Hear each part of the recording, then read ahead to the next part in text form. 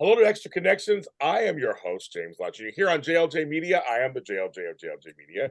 And I'm always here to connect you with people and what they're doing. This person has a new film. I'll make sure I get it all out. It's a new film called Repeater that actually came out today on VOD. Came out in theaters like December 9th.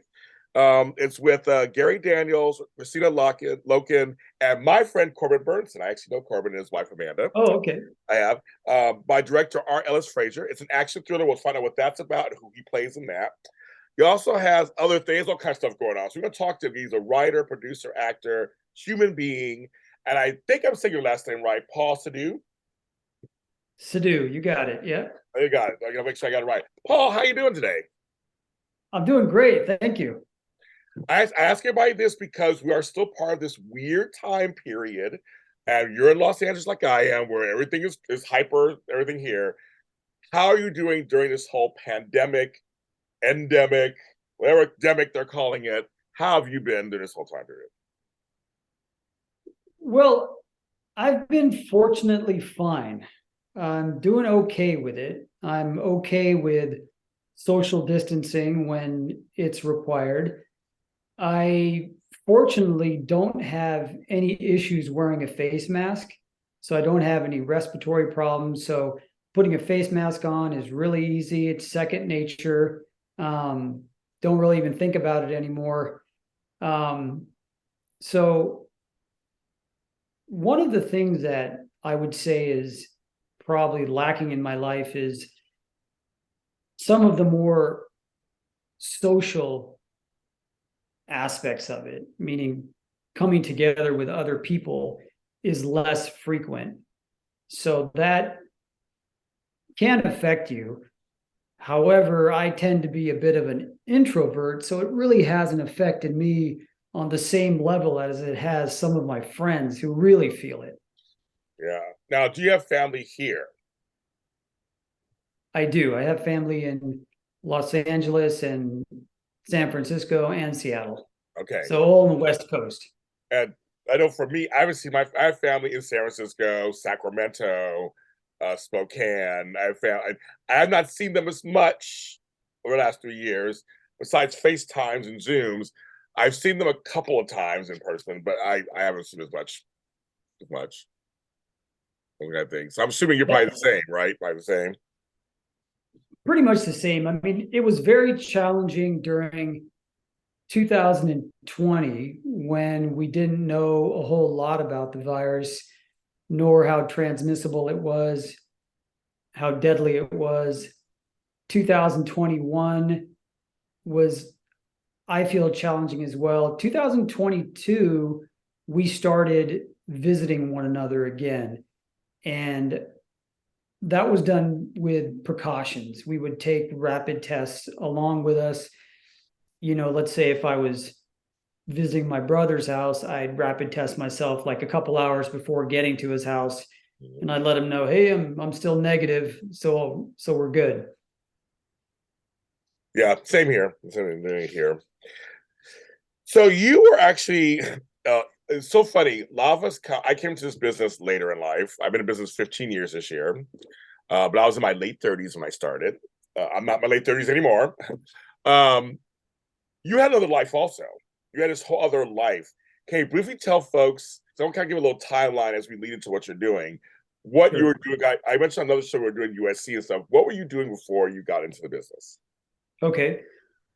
Well, I was doing medicine, and I currently am as well. So I'm a board certified dermatologist. Wow, okay. Oh, wow, okay. And I'm also board certified in micrographic dermatologic surgery. So that is what I was doing predominantly before writing and acting. So now, So timeline wise, I'm right with you. I spent my formative years in an academic environment, be it undergraduate, medical school, residency, and then my early 30s, I spent building my private practice which I really enjoyed and I really loved. And then I transitioned right around my early 30s or mid 30s into acting. Yeah. Now, like me, I like to ask you. I mean, yeah, you're in LA. I mean, actor, we're everywhere. Everything there, the entertainment business is everywhere in Los Angeles. I'm sure your clients or everybody, somebody's in the business. A stone's throw, someone's in the business doing something, right? So, how Right. did it lead you to kind of go? Okay, I have my practice. I'm going to try things on the creative side of things. That's a great question.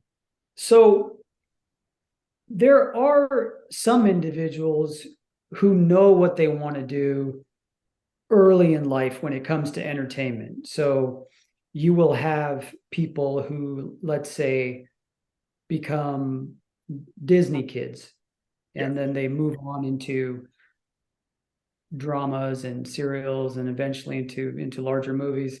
So in my situation, I really didn't have any aspirations for the entertainment industry early on.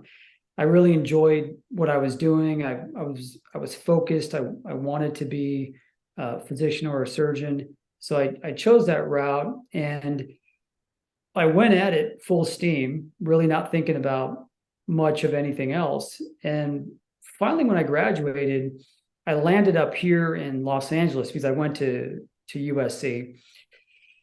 And then I, by happenstance, surrounded myself with friends who were in the arts and they were in entertainment. They just happened to be, become friends of mine.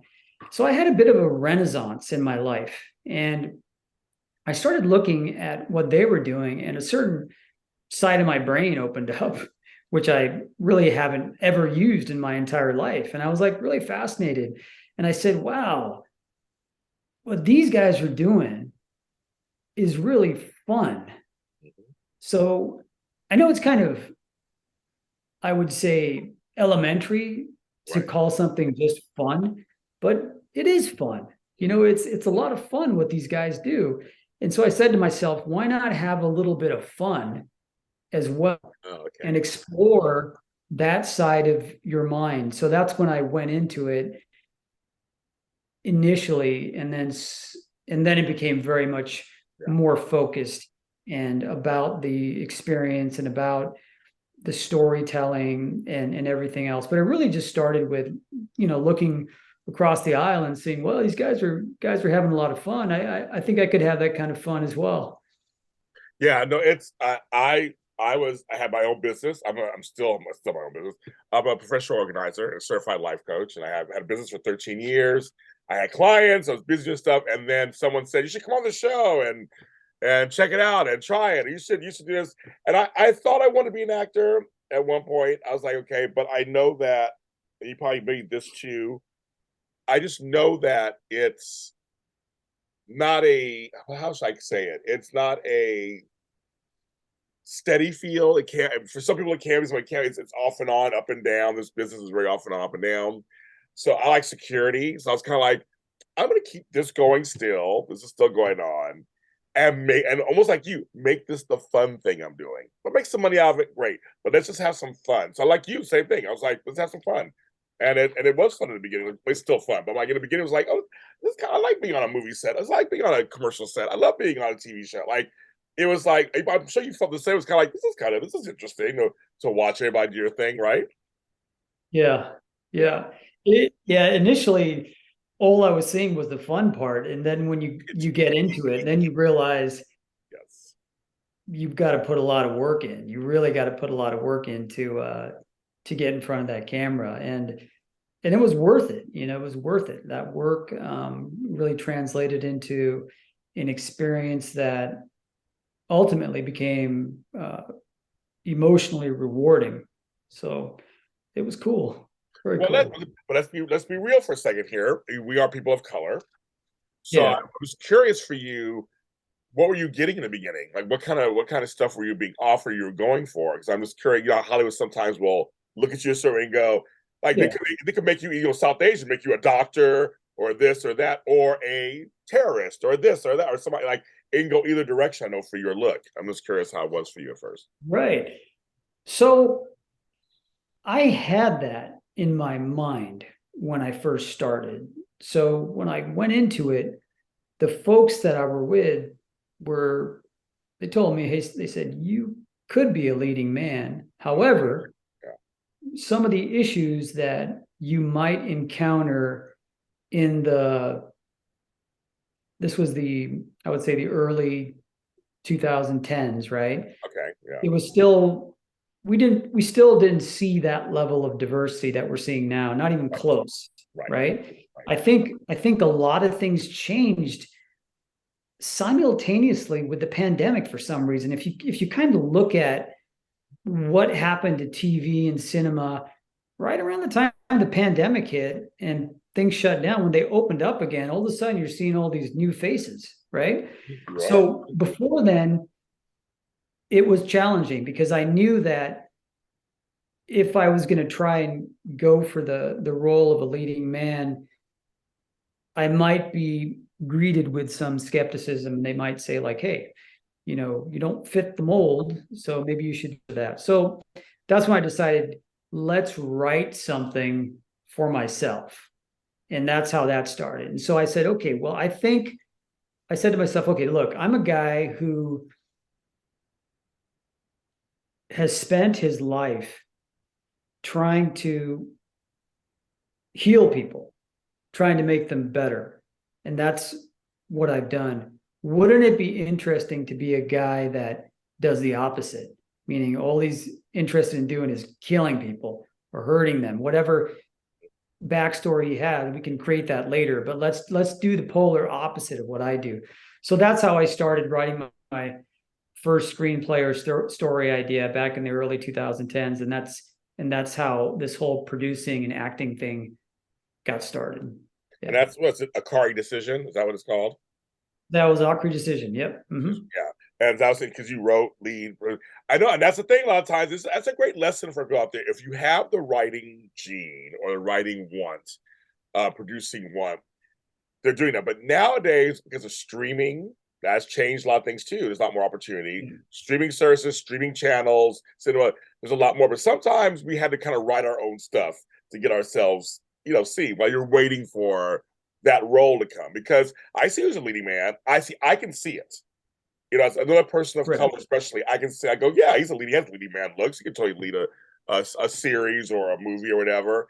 But I know, like you said, in Hollywood, it's not even so. Not even all times even color. It's just they have certain boxes they have everybody in. Depending on how you, but I can see as a leading man. But when you did, your first film, what is one thing you learned about the business while you did that? I'm sure you learned a lot of stuff, but I'm just curious, that first film, what is one major thing you learned about the business? Well, the thing I learned was preparation is king. You cannot be prepared enough, whether you're producing a movie or acting in a film or dealing with individuals. You really have to do your homework. And that was the one thing that if I could go back and change, I would spend more time in preparation for whatever aspect of production I was involved in. So I think that's the biggest lesson that I learned. And secondarily, and I hate to say this, but sometimes you can't take everybody at face value. So in this industry, unlike some other industries, your word is not necessarily your bond.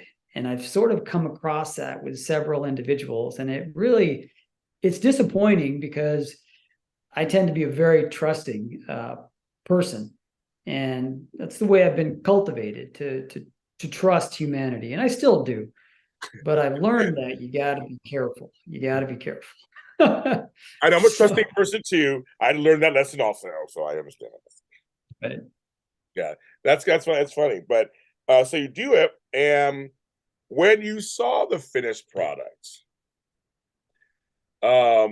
So some folks are like, I can't look at myself or that kind of stuff. But when you saw, because you were a producer, so you had to look at it for sure.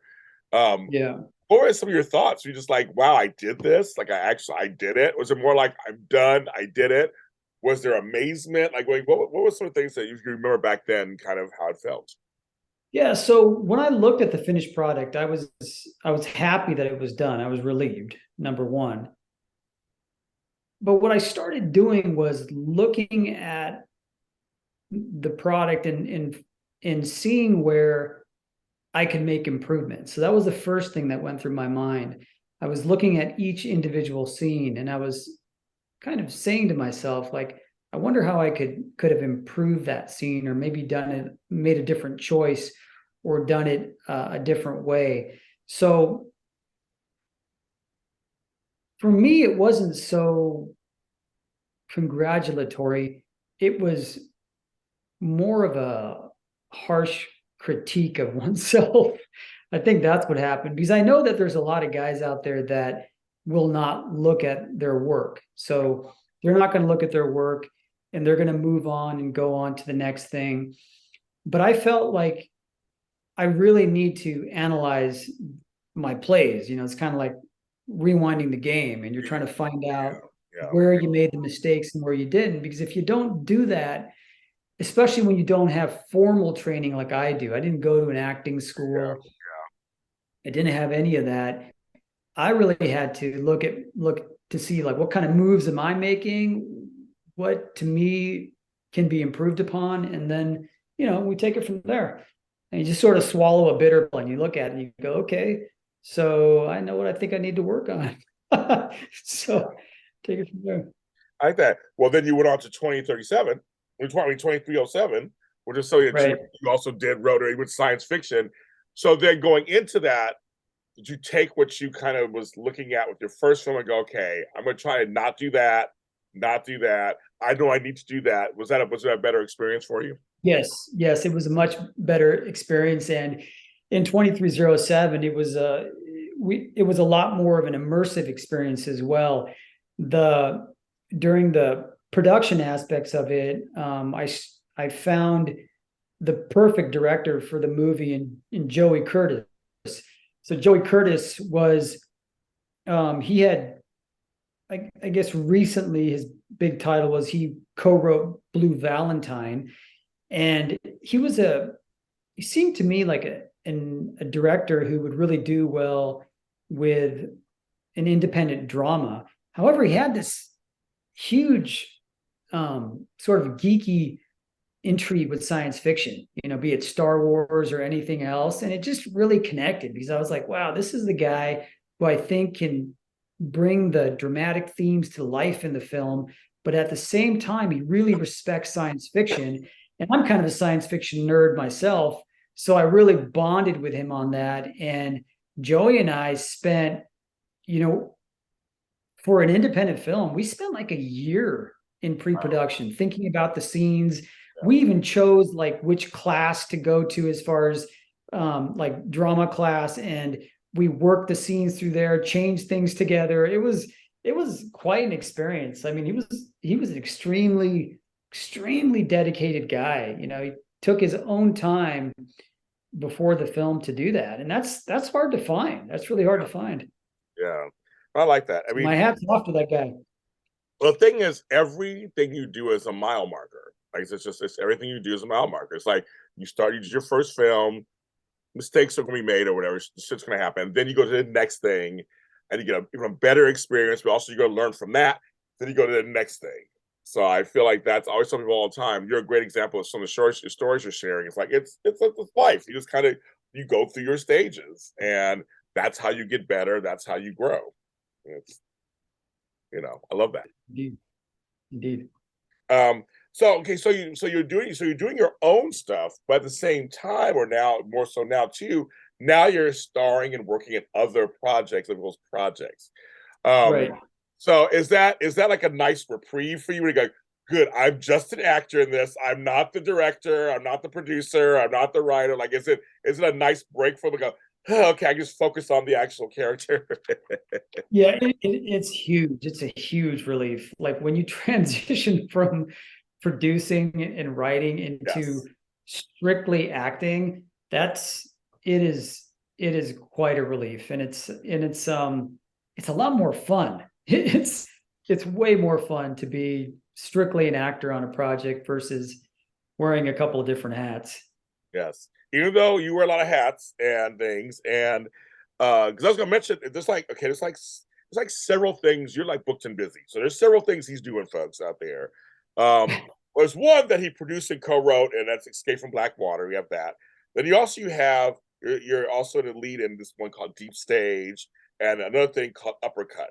So Mhm. that's kind of like briefly hit all three of those, kind of what each. So we'll start with Escape from Blackwater. We'll go from there. Give us like a little brief what's going on there. Okay, so Escape from Blackwater is a film about a U.S. attorney's fiance goes missing, and he has to solve the mystery of her vanishing. But in the process, he is convicted of her murder, and he ends up in a prison known as Blackwater. And there's some political intrigue involved in this, and we deliberately used the term Blackwater because it is related to the old prison called Galapani in colonial uh, British India, where they used to exile political prisoners. And so it's a story about this guy and his friends in a black site who eventually or try to escape from it and seek some sort of justice or redemption. Okay. Yeah. So it's a heavy film. It's a it's an action it's an action film, but it's more of a drama. There's a lot of it's pretty heavy. Well, it sounds like that's what you kind of get into, these kind of heavy, when you co-write or write, you're writing heavy shit. That's what you do, right? You Yeah. write stuff like that. It's in Right, your right. brain. I was feeling like inside of Paul's brain, there's some stuff that's going on in there. He's like, I'm gonna get it out on paper. Right. Yeah, I that's love right. that. Then you have Deep Stage. Tell us about that one. All right. So Deep Stage is completely different. So Deep Stage, I played this guy named Detroit. And Detroit is a he's a convict and a felon. And he strikes a deal with the DEA to shorten his prison sentence in order to help his nephew and niece who have been indicted in the fentanyl trade. So it's a story about him and his nephew and niece who are involved in the current fentanyl crisis, and it takes place in the backdrop of really Americana car culture, so like drag racing and etc. Oh So wow. it's it's a great action thriller, and the character I'm playing is more he's a lot lighter. It's more of a he's he's got definitely a comedic Okay. view of life. So I don't know if it's a snarkiness or the way he approaches things, but very different than sort of the grounded, focused characters I played in the past. I like that. Okay. And then we have Uppercut. Let's talk about that one. Yeah. So Uppercut is, I think, in the words of our director, he refers to it as a bromantic comedy. So it's about this dude who's really down and out in life, and nothing's really going his way until he takes on a client who's this she's a female boxer, and Oh, she sort of like makes this guy into a full person. He kind of goes from being a half person into really understanding who he is and what his goals are in life. So it's a coming of age story for the character, but it's also in the backdrop of this buddy story where he's trying to emulate this guy who's also trying to help him out. So it's a comedy. So it's you could call it a romantic comedy, okay.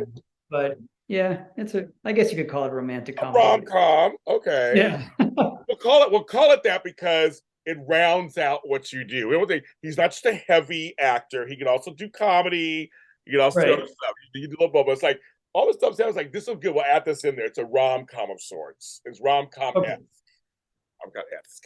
We'll say That's right. That's right. that you do there. So that's really cool. Okay. I mean, it's really cool that you're working on these different projects. Like I say, at various stages, some you're just an actor who comes in and does your job. Other times you're co-writing, and sometimes you're producing. That's kind of cool. You're using all parts of your creative brain. I think that's a great thing. Thank you. Thank you. And then, of course, the one that brung you here to me, of course, is this new film that's out called Repeater. Tell us about that. Who you play? So in Repeater, I play a character named John Smith, who is an assassin who has been hired to seek and terminate a hacker. So this hacker is going to reveal some information about a huge conglomerate that has its hands in a lot of nefarious things in life. And so the head of the conglomerate puts out an open contract for the hacker, and the hacker is played by Nick Moran, he plays a French hacker, and my job is to find him and kill him. But along the way, things get complicated, and it is an open contract, so there's a lot of different guys after him, and it just creates this interesting web of interconnections between Smith's current assignment and his past assignments.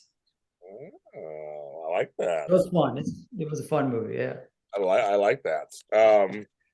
I mentioned I know Corbin Bernsen. Did you share scenes with him? You work with him? Oh yeah, we did. Corbin Bernsen in the movie plays, in a sense, my handler. So he's the guy that, he's always like communicating with me in regards to, this is what you got to do next, and so forth. So we do share some scenes together, and great scenes. Great guy. Yeah. Really nice guy. He's a really nice guy, and he's been around a long time. He knows his business. He's been around a long time. He knows his business. He comes from a famous mother, and she was in business for a long time too. So like he's been around for a while. So do you see yourself? Because like me, I don't choose. Everybody's like, you gotta choose. I'll choose. I'm doing both things. I'm doing I have my two businesses, so to speak. Your business is entertainment. That's one of your businesses. You are a product. You are a business, and you have your business, your medical stuff. Do you see yourself just basically paralleling it out to the rest of your life? Yeah, I think so. I think I have have a love of acting, which I don't think I'm going to retire anytime soon. So I'm going to pursue it vigorously. But at the same time, I have this unique training that I almost feel like it would be a waste to put it aside completely. So I have this unique training in the healing arts, and I don't think I can put that away. So I get a lot of blowback from people in the industry. People in the industry, they can be a little harsh in regards to if you have another career. Yes, I know. And I always say to them, I said, look, you can be a Renaissance man. You don't have to be one. You can be multiple things in your life, and you can do multiple things and be dedicated to multiple things without calling one thing a hobby.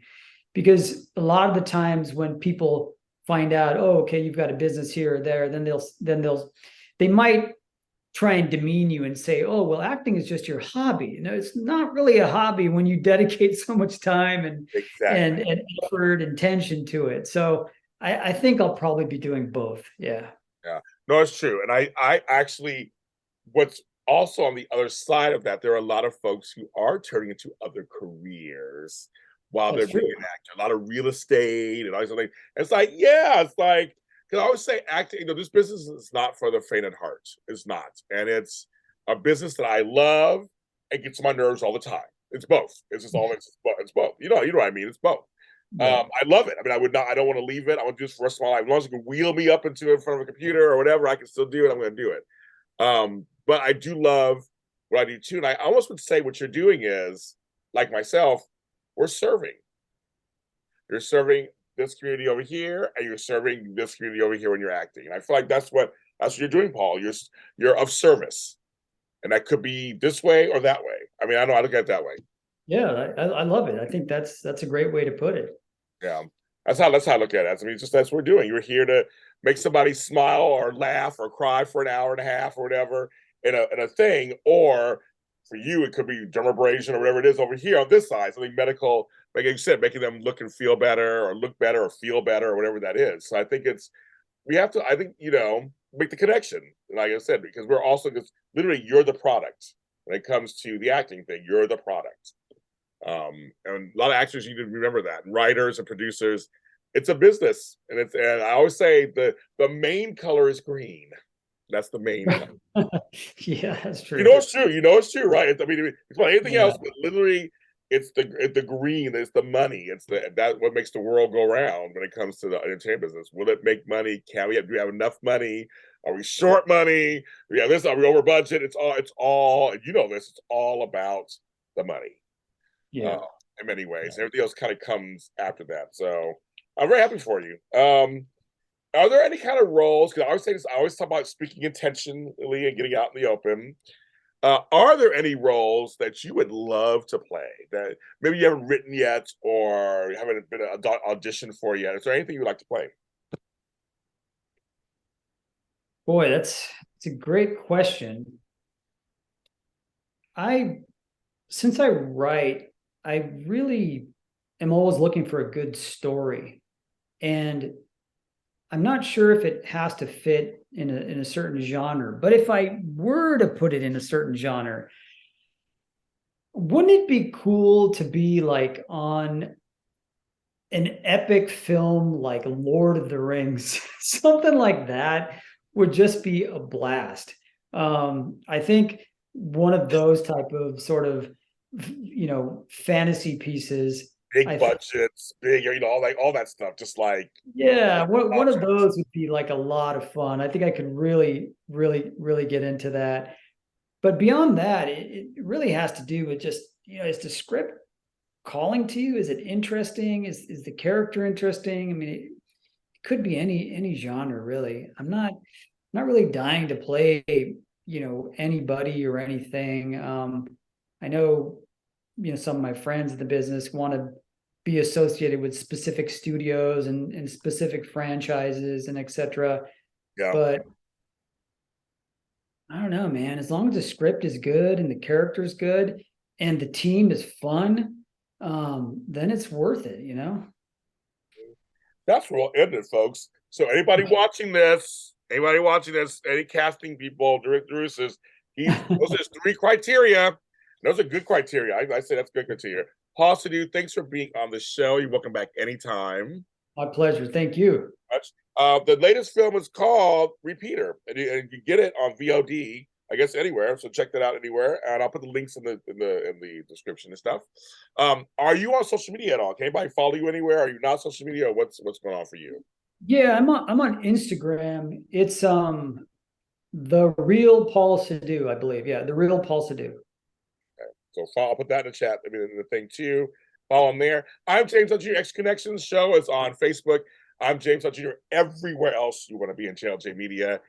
Make sure you connect with other people, have conversations. It's always a great thing to do, and learn about other people and what they're doing. And support indie artists, support artists, support arts in schools, support arts in colleges. I say this every single time, but they're taking things out, and we need to keep them put back in. And it's very well known that art also supports other things like history, math, science, English, everything. It supports all of that. So I know for me as a kid, I looked out and I had art and music in my life. My kids and grandkids had it too in their lives so far. I want everyone to support that, and it starts from the small level to local levels. Go see plays, go see musicals, go see stage work.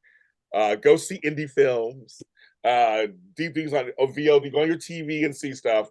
Check everything out, support the artists, and we'll see you next time.